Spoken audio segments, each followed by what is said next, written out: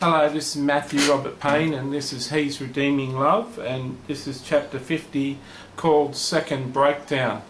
After I left foster house, homeless hostel, I decided I felt led by a Jesus that I assumed was the real Jesus to go to Brisbane and search out my former wife and see if I could re-establish a relationship with her. And so I moved up to Brisbane, and I moved into a share accommodation arrangement that a woman was advertising for someone to stay with her, and she seemed initially nice and sweet and happy-go-lucky, and she had an Asian boarder that boarded with me, and I boarded downstairs.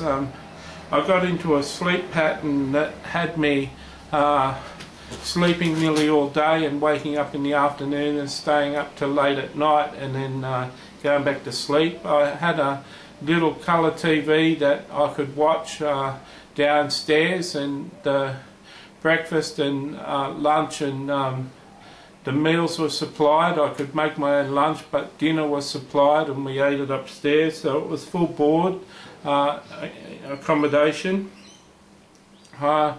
During this time I started to have weird visions.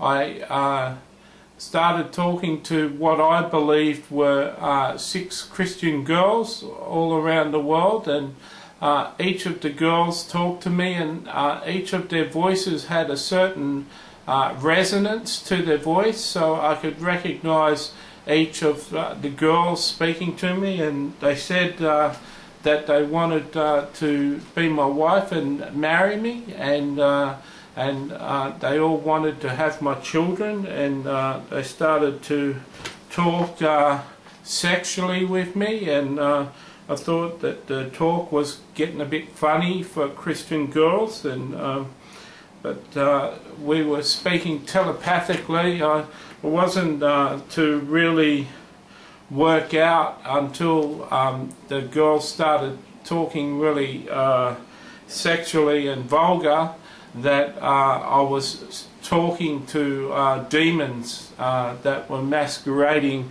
as real human beings. I'd asked them a number of times for their email addresses and for their phone numbers so I could ring them, so I could phone them up and talk to them on the phone, and they said there's no need for emails when you can talk to us any time.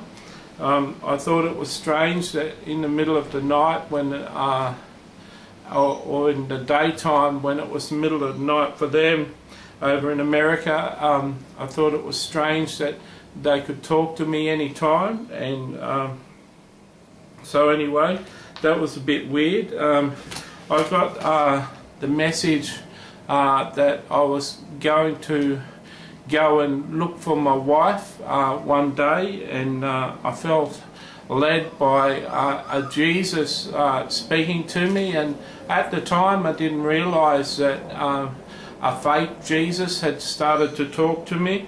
I didn't realise that there was a real Jesus that talked to me and a fake Jesus that talked to me, and the fake Jesus told me to go and look for my wife and my former wife one day, Sharon. So I went for a walk. I walked about 8 kilometres to a hotel. On the way to the hotel, a song started playing through my head, and I would walk 500 miles, and anyway, the song sort of goes like that, and I'd walk 500 more, and so I went and walked to this hotel where Jesus had told me, or the fake Jesus had told me, that I was going to see Sharon and meet up with her and have a reconnection. Apparently she would have broken up with a boyfriend or a husband at that time,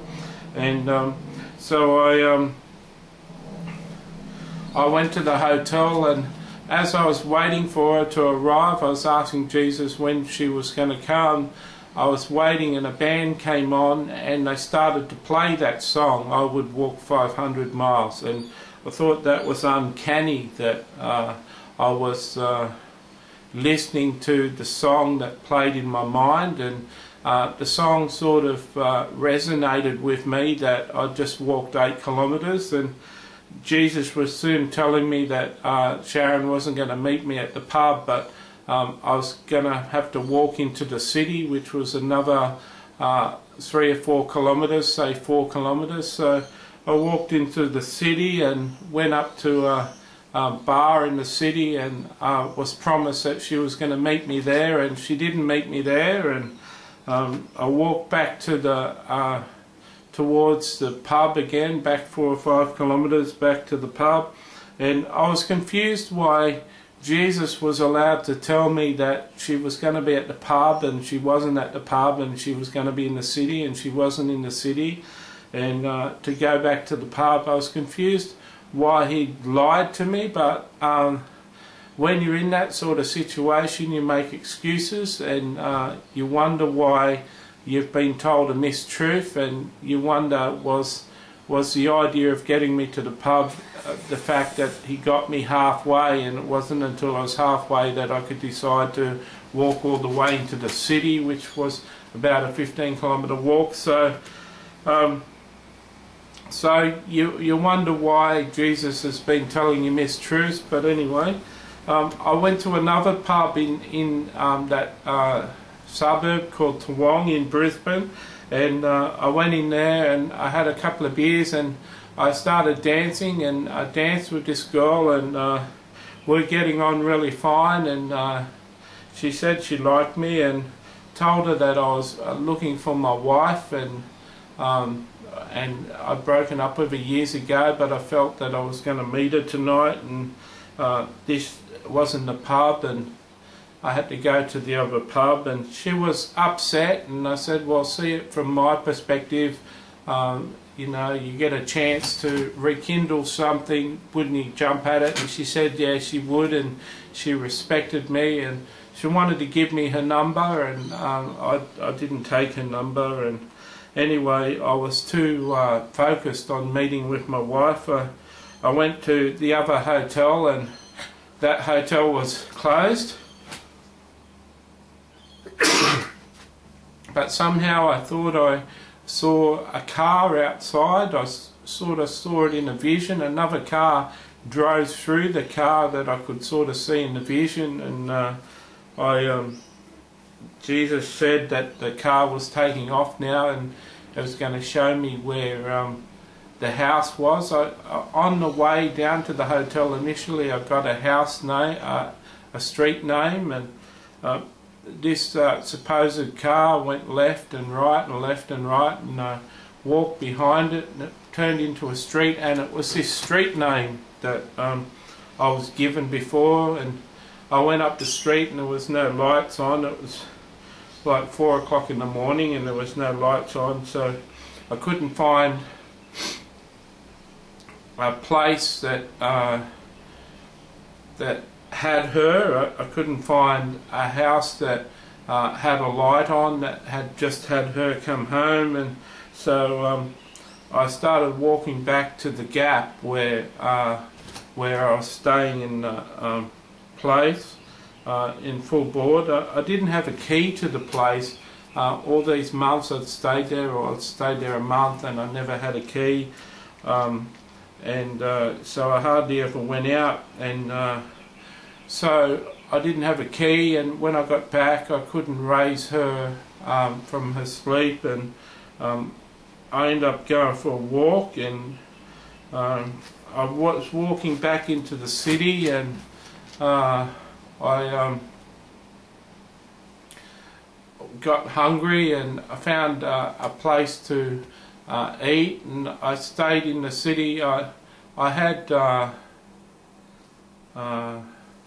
my manuscript with me, I think. I don't know when I picked up my manuscript, but I had my manuscript with me, and of my film script, and Jesus told me to throw the film script, the film script away of the fallen ones, and I said, why would I throw it away? And he says, it'll come back to you if you're meant to make the film, so throw it away. And he had me throw my wallet away and my mobile phone away, and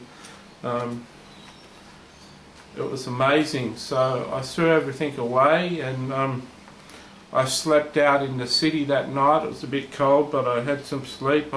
Voices were starting to speak to me. I had voices speaking to me, and I thought I heard Chloe speak to me.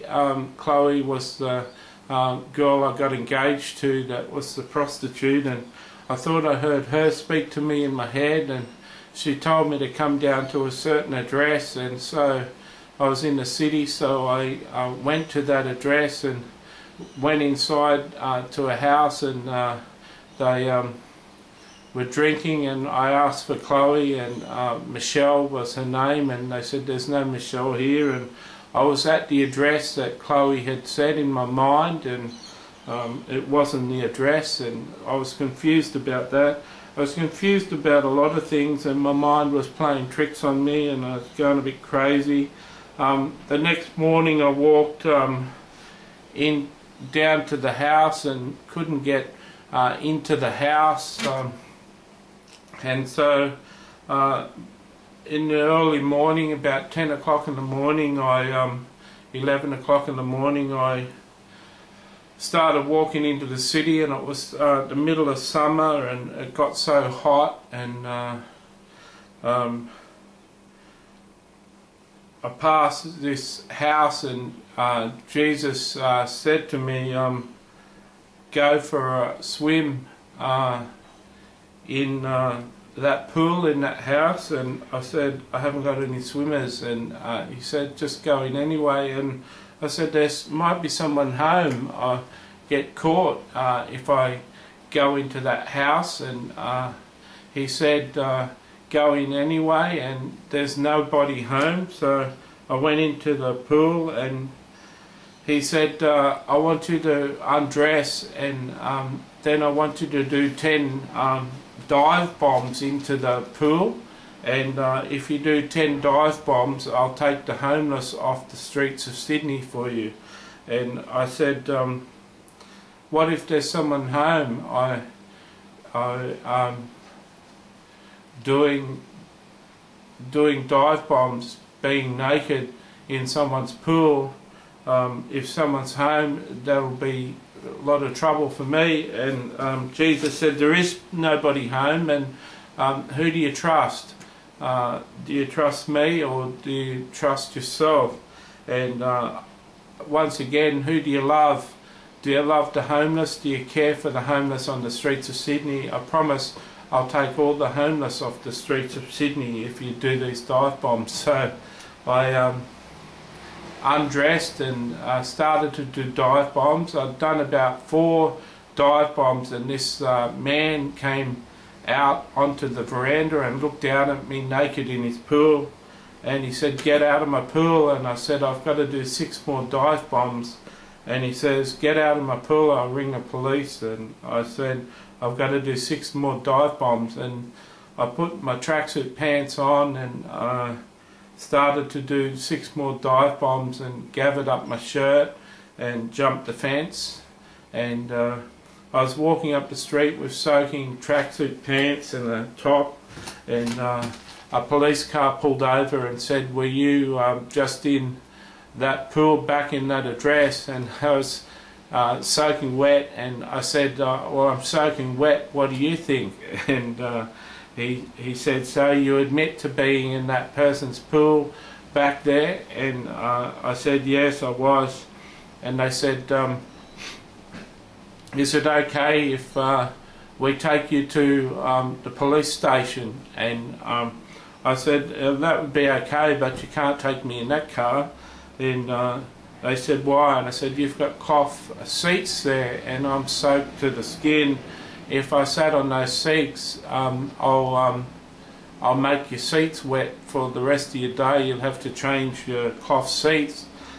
you need to get one of those paddy wagons where it's a metal seat, and I'll sit in that. And they said, will you wait for the paddy wagon? And I said, yeah, I'll wait. And while we were waiting, I said, can we go into that pub and can you get me a Coke? And they said, there'll be plenty to drink at the police station. And I said, have you got anything to eat? And said, we'll be able to feed you there too. And so I went to the police station, and I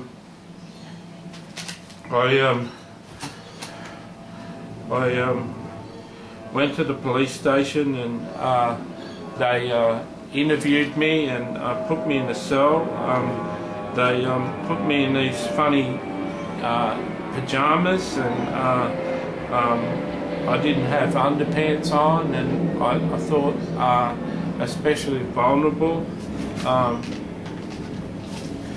That night I couldn't get to sleep, and I was thinking that Sharon, my wife, was speaking to me, and she was talking to me, and I felt that I had a vision of heaven, and I'd let my father into heaven, and I apparently at that time thought my father was evil, and he'd come into heaven behind me, and then he took over heaven and destroyed heaven, and heaven fell into Satan's hands, and heaven was out of control.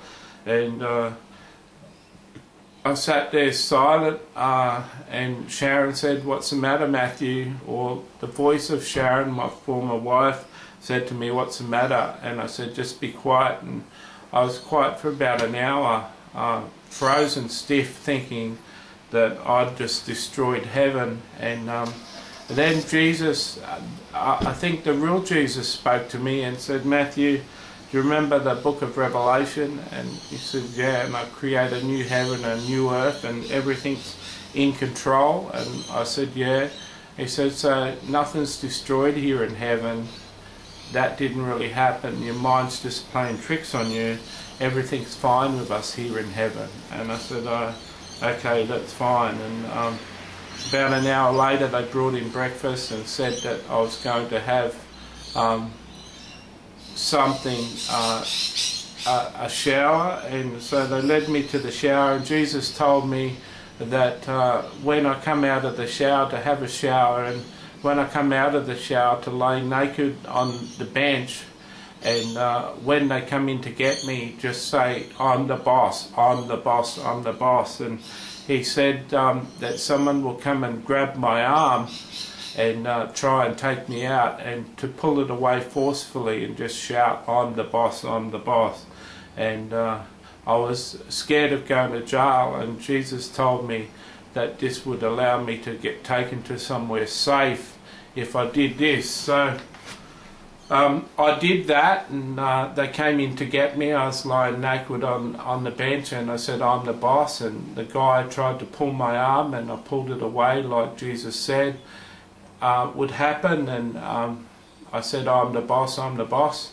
And half an hour later a stretcher came in, and one of the ambulance people with the stretcher looked like a bouncer that I knew from King's Cross, and I asked him if he was from King's Cross, and he said, do you think I am? And I said, yeah, I think so. What are you doing up here? And he says, just taking you to a safe place. And I knew that Jesus was right, that I was getting taken to a safe place. So I went with them, and they took me to a Brisbane hospital, and I got admitted to a psych ward. The first thing they did for me was to interview me and then give me sleeping tablets, and I slept all that day, and the next night they gave me a sedative. And in the time leading up to my breakdown, I thought that my father had died. I saw a false vision. I thought it was a real vision of him walking along a rock wall in Coffs Harbour's harbour, and I saw a wave wash him off the wall and a shark eat him. And so a few days after I was admitted to hospital and I gave my parents' phone number as next of kin, my parents turned up and my dad turned up, and I screamed at him saying that he should be dead. And I had spirits or demons manifesting in my life, and apparently I was really ugly and spiteful and hateful to my mother and my father, and they were really shocked. And my mum tells me that they went down to the car and my mum was crying, and she said to my father that she's lost me and we've lost him, and thought I'd totally been lost from them forever. And my dad soothed the tears and said, "No, don't speak like that, we'll get him back." And must have been a very traumatic time for my parents to have their son totally out of control. And I have to say to you honestly, to have your mind out of control is not something that's fun. Certainly having Jesus speak to you and then demons speak to you pretending to be Jesus, and Jesus speaking to you and then demons pretending to be Jesus, and not being able to tell the difference is terrible. Part of you would, if you knew that was going on, would just stop all voices from speaking to you, and try and manage it that way. But at this time I didn't know that there was a false Jesus talking to me. I was still unaware that there was a demon pretending to be Jesus. I just couldn't understand things. And in the hospital, Baptist worker used to come in, and she used to come in and visit people in hospital. I forget what they call those sort of people, but she came in and helped a chaplain. Yeah, she was a Baptist chaplain, and she came in once a week, and it was really good to connect with a Christian. And she was from a Baptist church, and so I didn't talk about anything Pentecostal with her, and it was really good to touch base with someone, a friend. Part of the reason that Jesus shares in the sheep and the goats parable that I was sick and you came and visited me, and I was in prison and you came and visited me, both of those places are lonely places, and a mental health ward is a very boring place, and there's not much happening in a mental health ward, and it's good to get visitors. And if you're alone in a mental health ward, it's not very much fun. And so the social worker arranged for me to